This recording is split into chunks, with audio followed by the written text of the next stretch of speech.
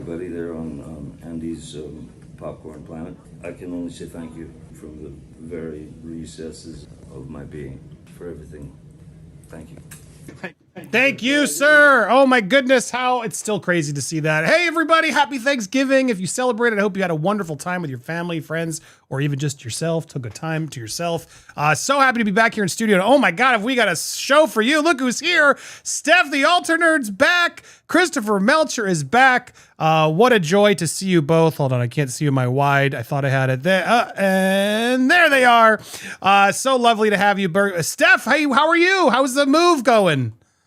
I'm doing very, very well. The move has happened. I am in, just doing the last little unboxing bits. But yeah, not currently at my home at the moment. I am away on a work party basically for Crimbo. But yeah, going very, very well. Here comes Woohoo! 2. Enjoy it. I was hoping we were teasing the studio, but no, she'll be doing that soon. But that's just a hotel behind her. It's not the studio yet. So stay tuned for the full reveal. And Mr. Christopher Melcher is back. How are you doing, Christopher? Doing pretty good. It was really nice seeing you in LA, and had a nice day off yesterday with my mom. And today I'm back at work. Of course, he's nonstop. I love it. You're always doing the best. We appreciate you and all your honesty in this. And I'm glad to have you here because honestly, I have no idea what's happening in these documents. Everyone keeps sending me these amica. I'm calling them the amica documents, the amica briefs, if you will. And that's what they are. All right. So let me clarify for those of you who are just tuning in. We'll be going through the documents. There's two documents that Friends of Amber have filed. And I'm going to have Christopher explain it to us. And then I'll be clipping that from that. I'll be clipping the rest of it so that way you guys can have a nice, fun Thanksgiving stream. We'll be hanging out. But we have Christopher and Steph here for the beginning. I want to go through these documents right away. So, Christopher, let me attempt to explain because I think you've tried to explain it, and then you can hopefully break it down even more so. But for the not legal experts in the room, these amica briefs, I'm calling them, are friends of briefs. So these are people speaking on behalf of Amber. These aren't from Amber directly. And from what I've gathered in this first one particularly, it's a bunch of feminist organizations, women groups against DV, etc., who are basically here breaking down a document for the court to sort of basically say why the court, why the jury wasn't telling the truth, why we should believe all women, why the statistics and everything else show that this was a travesty for women's rights. Is that sort of the summary of what's happening here? That's right. So under Virginia law, anyone can file what we normally call an amicus curiae group brief, which is a friend of the court, Latin for friend of the court. So these are not parties to the action. They're just showing up and asking for permission to be heard on these issues. And the court, generally is going to grant permission because they want to hear from, other people who have points of view on these things. So it's nothing unusual about doing an amicus brief. I think and I do them all the time in my practice to advance California law. What's unusual here in these two briefs that we're going to go through is that they really take a position on behalf of Amber. And in the classic setting, we don't do that as amicus counsel. We are coming on behalf of an issue. And they do in some cases, like, hey, there's a First Amendment right in the United States to, state your opinion on matters of important interest or a public figure, and they want to build out that argument. Fine, that's a great way to approach the brief. But both of these, though, then really go in, attack Johnny in support of Amber. That's really not the purpose of an amicus brief.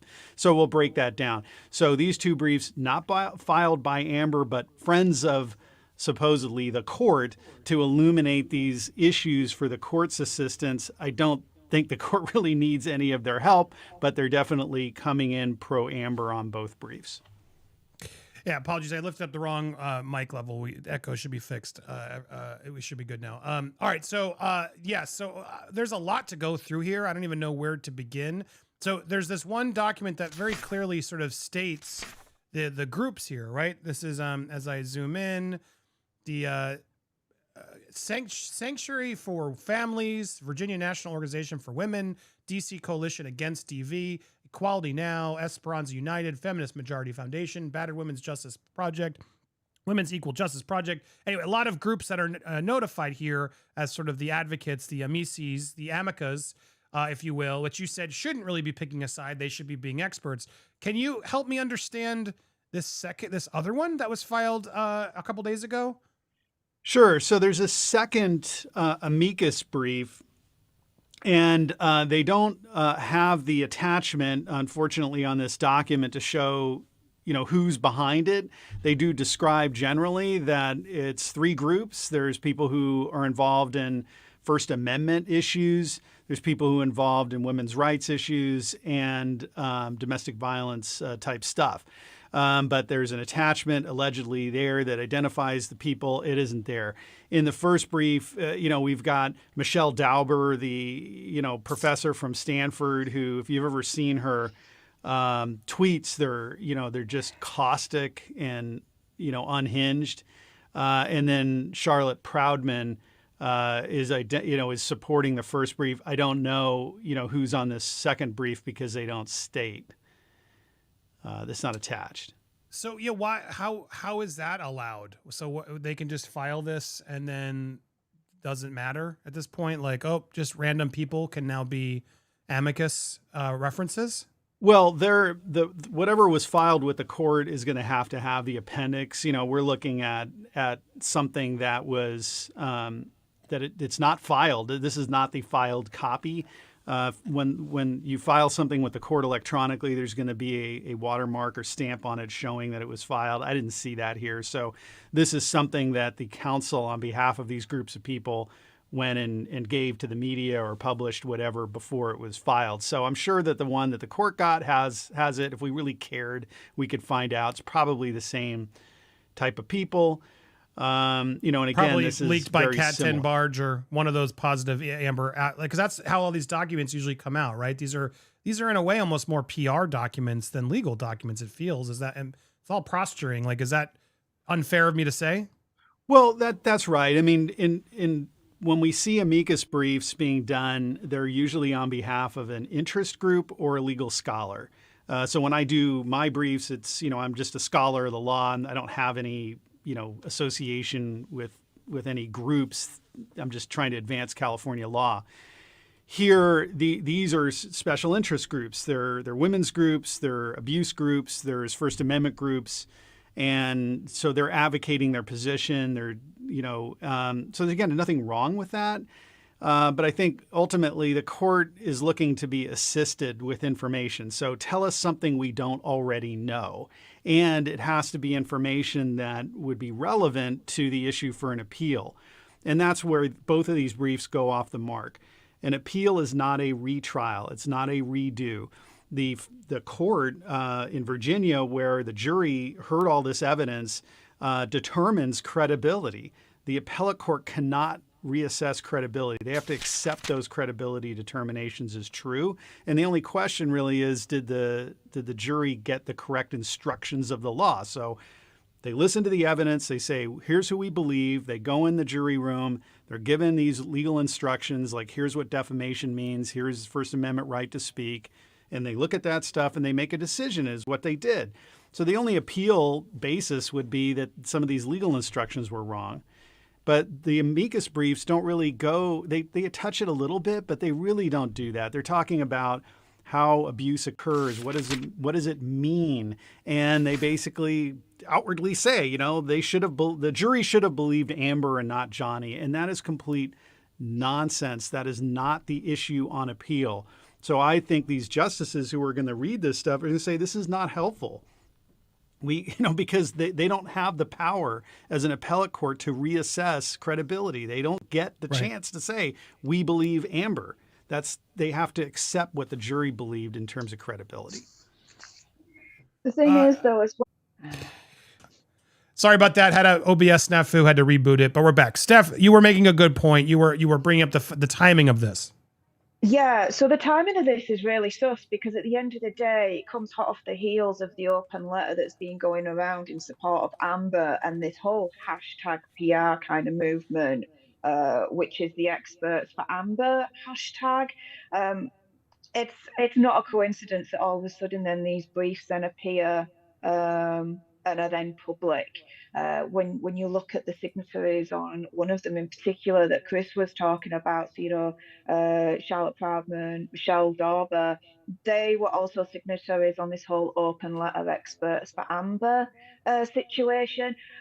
For me, I just think this is a whole move by Shane Communications as a PR move, knowing that they cannot get the court of public opinion on their side. That's just not going to happen. Instead, what they're doing instead is they're rebranding their side as, and I think that these bring. We're losing your audio, Steph. Which is to not only try and Sorry, can you hear me? Now you're back. There was something clicked out. Okay.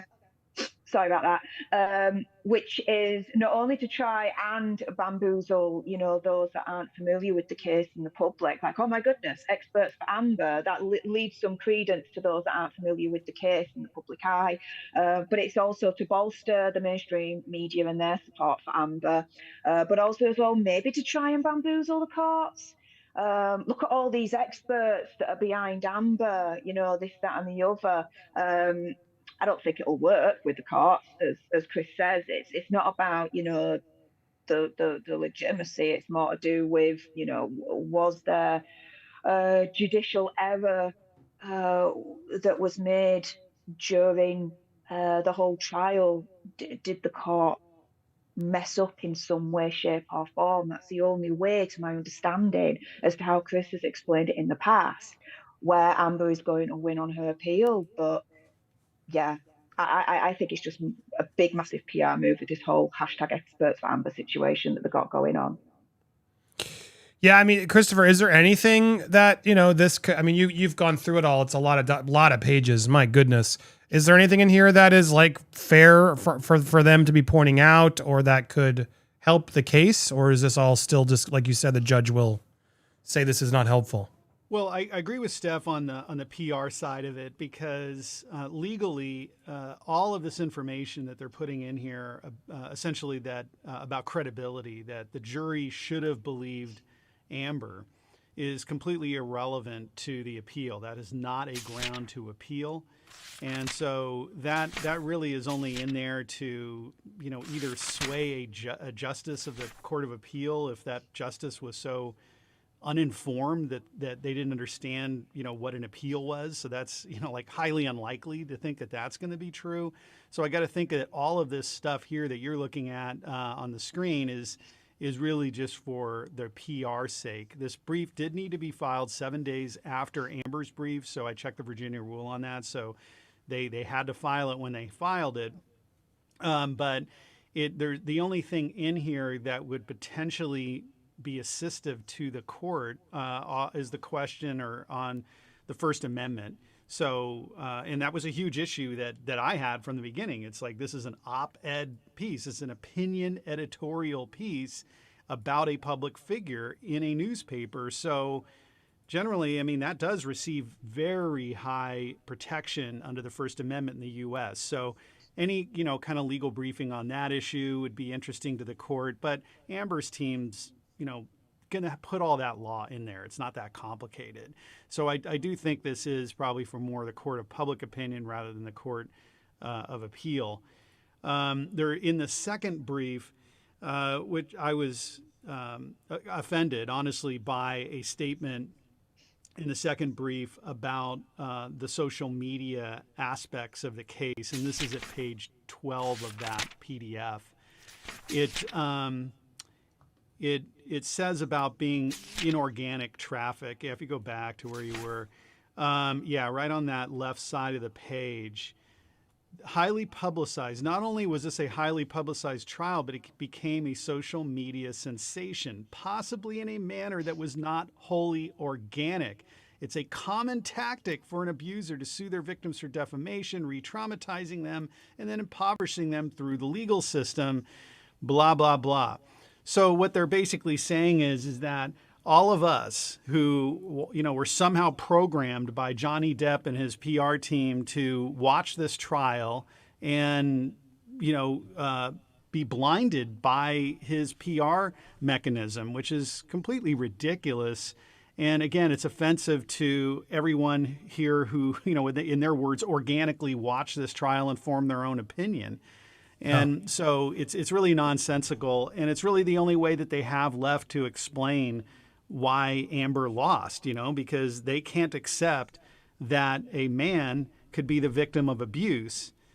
And because you see, these are all women's organizations who, despite having a 6-week trial and a jury, a fair jury that made this credibility assessment, they can't accept it. And they say, no, the jury didn't understand. Even though the jury heard from a DV expert, Dr. Hughes, somehow the jury was uninformed. Even though Amber Heard had a legal team there that represented, that made all these points, somehow the jury was tricked by the great Johnny Depp and the PR team. So I find it really offensive. And it just really shows the weakness of their position when they have to say that somehow this was some outside influence that tricked all of the jurors, tricked this trial judge, who was a fantastic judge, to somehow suspending all of their common sense. And then they don't even address the, when they're talking about abuse can be all kinds of forms. It doesn't have to be physical. It can be control and all of this stuff. And they're right about all that. Well, what about the tapes? I mean, that was one of the things that convinced me. Johnny Depp did not convince me really of anything, honestly. Amber Heard convinced me when I listened to her testimony and when I heard her on tape abusing Johnny Depp. They don't even address that in here. They always shrug that off. It's amazing how much that they don't want that to be out there, and they focus on the text messages that Johnny sent, but never the actual words and the hours of them arguing. And it's like, if Johnny was the way they were Amber and team were painting it, you would have heard it more on those tapes. And instead it was always Amber who was the abuser. Steph, I know you got to go first, so I want to give you the final word, but as you see all this, Amber claiming victim and having these organizations that are supposed to be, look, the organizations are in a pickle, right? Because they do have to believe everybody that comes forward. But to get them on the record like this, to force them to say, believe all women, you have to believe Amber, otherwise all victims are in trouble. I want to hear your final thoughts. They can go to hell. Because at the end of the day, the real victim is Johnny Depp. And they should be standing up for him and backing him and defending him. And at the end of the day, they're not. And that means that their whole kind of ethos of defending and protecting the survivorship community completely falls down, and they're full of BS. It's as simple as that. Every single one that signed the open letter, every single one whose name are on these filings, they and them organizations should hang their heads in shame, because they're failing the real victim here, the real survivor, which is Johnny Depp and the survivorship community. Just not in my name at all. And they can all go to hell. Steph always gets to the point. Everyone's loving the hair. I do too. You look great, Steph. We're so excited to see the new studio. I'm so excited for the new phase, Steph, and the move and everything. Any final words from you as you dip out, and then I'll wrap up with Christopher? I'm ready to party, guys. Work party down south with the pansies, but there we go. So I'm going to party the night away. Enjoy the rest of your stream, guys and girls out there. Chris, Andy, we'll let us see you guys again. We'll speak soon, and join me tomorrow live on my channel for my housewarming. Woo! Oh, guys, don't miss this. It's going to be epic. Tune in to Steph the Alternator. Go subscribe, mods. Put the link in there. Always a pleasure. Thank you, Steph. All right, Christopher, as we wrap up, any other sort of final words from you? I'm glad you pointed out this portion, because it is incredibly offensive. That's where I'm just so confused. And you said it very well. These groups are supposed to not pick a side. And it's weird because I understand that, right? I don't want to call this organization out, but there was an organization I was trying to donate to in honor of our coverage. And they're like, look, we appreciate it, but we can't pick a side, and we can't look like we picked a side. And it was an interesting, and I was like, all right. I was annoyed, but I understood. They weren't publicly endorsing either, because, right, they're an organization that has to take in everybody. And so, I get the pickle some of these organizations may be in, but to see them have to publicly stand up for Amber, that seems really dangerous for these organizations, no? Well, they do damage to their credibility, and it's unfortunate that that these groups who claim to be the experts on abuse and are educating the court. This is the whole purpose of this friend of the brief thing.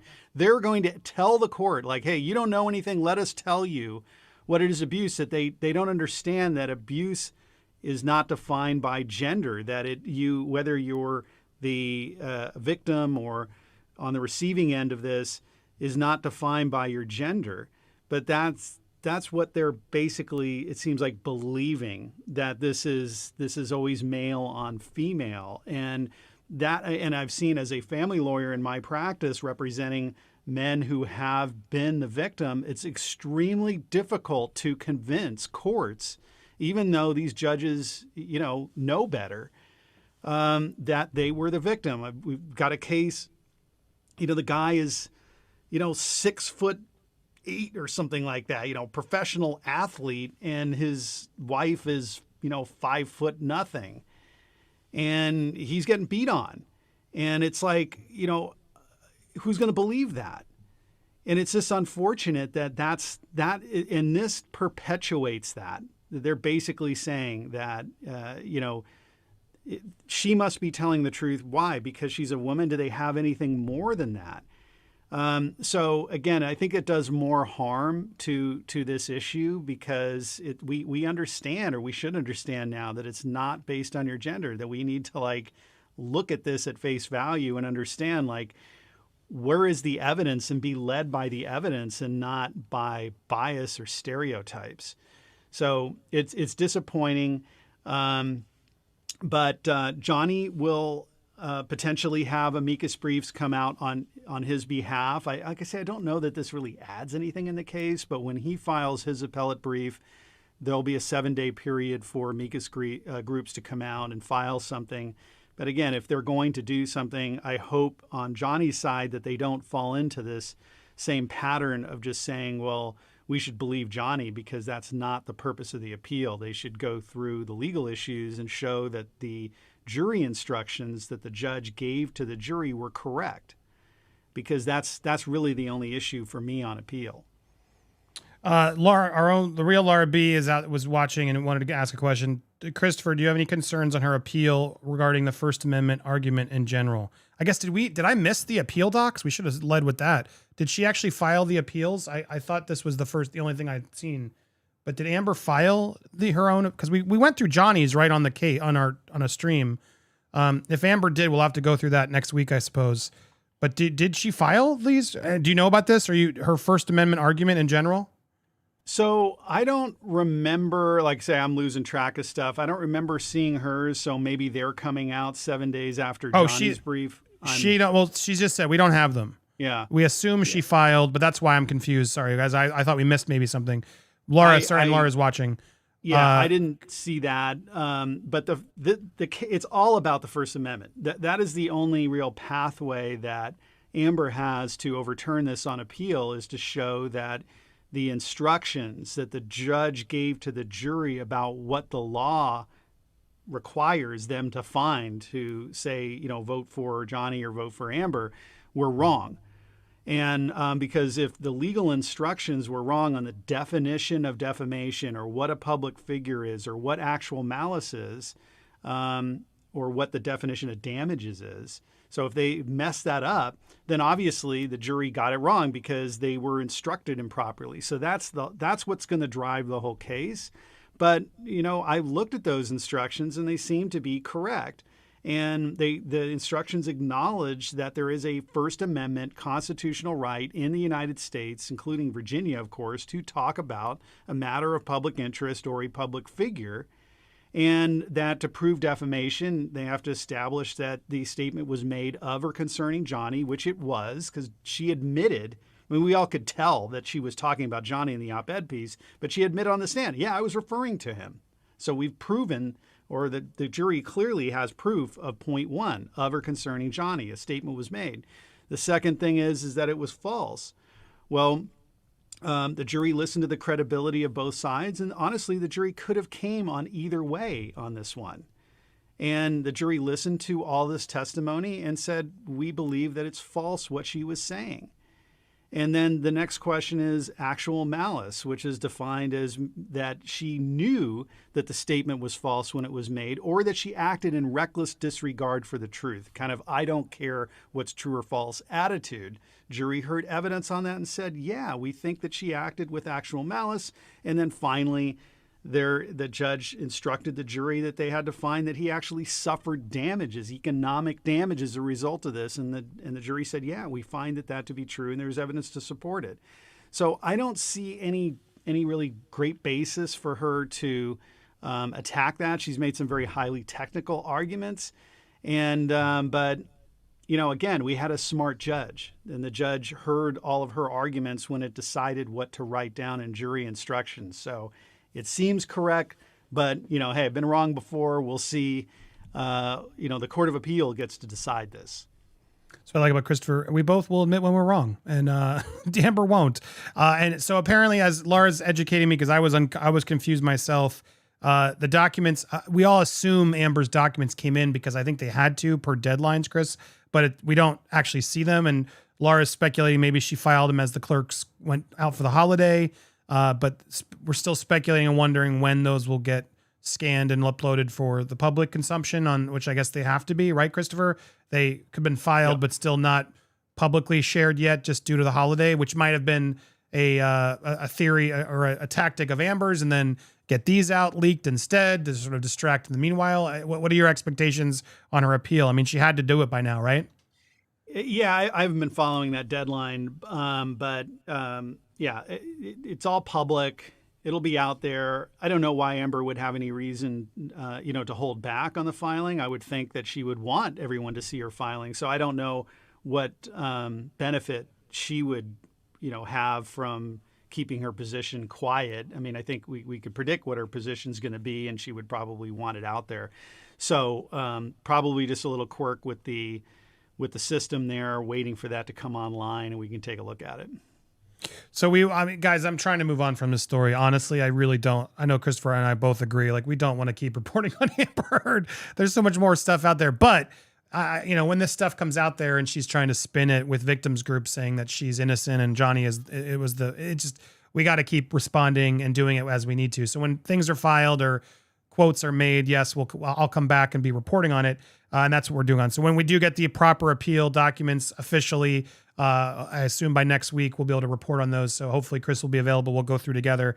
Laura had one other question. So the appeal, maybe you can make sense of this. So the appeal on the demurrer before trial to dismiss on opinion is trumped by actual trial. Does that question make sense to you? Well, there was, it might be on the motion for summary judgment that Johnny's appealing, but there were rulings made before trial at the request of both parties. So, you know, Amber tried to say, hey, there was already a trial in England that's decided that he was a, quote, wife beater, so we don't need a trial. You know, I've already proven, or it's already been established that he's a wife beater. The judge said, no, we're not, you know, allowing that to be put into evidence because Johnny didn't have a fair shake in England, and Amber wasn't even a party to that action, so that was not allowed.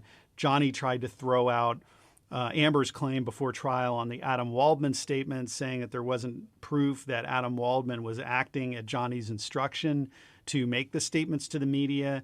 And the judge said, well, hey, you know, there's a claim being made. It's up for the jury to determine whether Adam was acting within the scope of his representation of Johnny or not. So that was denied. So I'm not sure where that question, which point of that question it's coming at, but ultimately, those pretrial motions, there's really not any basis of those being overturned on appeal. It's really what happened at trial that is where the action's at that I see.